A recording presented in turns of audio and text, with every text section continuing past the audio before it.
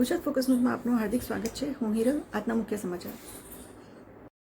વિશ્વ પર્યાવરણ દિવસ 2026ના અવસરે મૈરિંગો સિમ્સ હોસ્પિટલે અંગદાન ચેરિટેબલ ટ્રસ્ટના સહયોગથી પાણી બચાવો, કિડની બચાવો, પર્યાવરણ બચાવો ડાયાલિસિસ પેશન્ટ અવેરનેસ અને એન્ગેજમેન્ટ પ્રોગ્રામનું સફળતાપૂર્વક આયોજન કર્યું. આ પહેલમાં કિડની હેલ્થ, પર્યાવરણીય સસ્ટેનેબિલિટી, વોટર કન્ઝર્વેશન અને ઓર્ગન ડોનેશન અવેરનેસ વચ્ચેના મહત્વપૂર્ણ કનેક્શન પર પ્રકાશ પાડવામાં આવ્યો હતો. કાર્યક્રમ દરમિયાન નિષ્ણાંતોએ ભાર મૂક્યો કે કિડની ફેલ્યોર ધરાવતા હજારો દર્દીઓ માટે ડાયાલિસિસ લાઇફ સેવિંગ અને આવશ્યક સારવાર છે. તેમણે એ વાત પર ભાર મૂક્યો કે મેડિકલી સુટેબલ પેશન્ટ માટે કિડની ટ્રાન્સપ્લાન્ટેશન લાંબા ગાળાના જીવનની ગુણવત્તામાં સુધારો કરી શકે છે, જ્યારે વારંવાર ડાયાલિસિસ પ્રક્રિયાઓ સાથે સંકળાયેલ પર્યાવરણીય બોજ ઘટાડવામાં પણ મદદ કરી શકે છે. આ કાર્યક્રમના ભાગરૂપે મુખ્ય અતિથિ શ્રી સી.આર.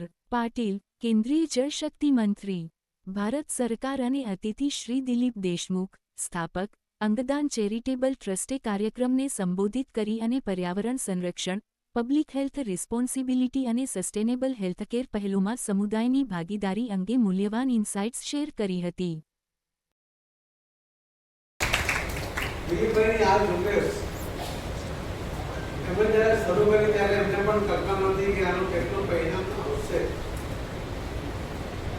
પણ એમણે જ્યારે શરૂ કર્યું ત્યારે હતું કે એક વાર ચાલતો જા, આગળ વધતો જા, પાછળ નંબર ગણતા જશે અને કારવા વધતો જશે. અને ખરેખર એમના અપેક્ષા કરતા પણ મોટો કારવા એ આમાં બન્યો. આજ દિન સુધીમાં એમણે અલગ અલગ જગ્યાએ જે રીતે ડોનરોને તૈયાર કર્યા, જે રીતે અમદાવાદ, સુરત સહિત અલગ જગ્યાએ ડોક્ટરની ટીમ એમણે બનાવી અને એના જે પરિણામો મળ્યા, માન્ય ધારાસભ્ય શ્રી બીજેપી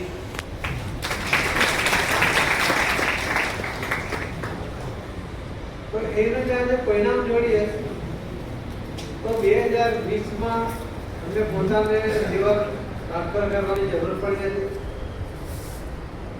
એમને સુરતના જ એક પ્રોગ્રામનું લીવર મળ્યું, પણ લીવર મળ્યા પછી પોતાનું જીવન સમર્પિત કરી દેવાનો જો કોઈને વિચાર આવે અને એને અમલમાં મૂકે સફળતાપૂર્વક, તો એ દિલીપ દાદા જ મૂકી શકે.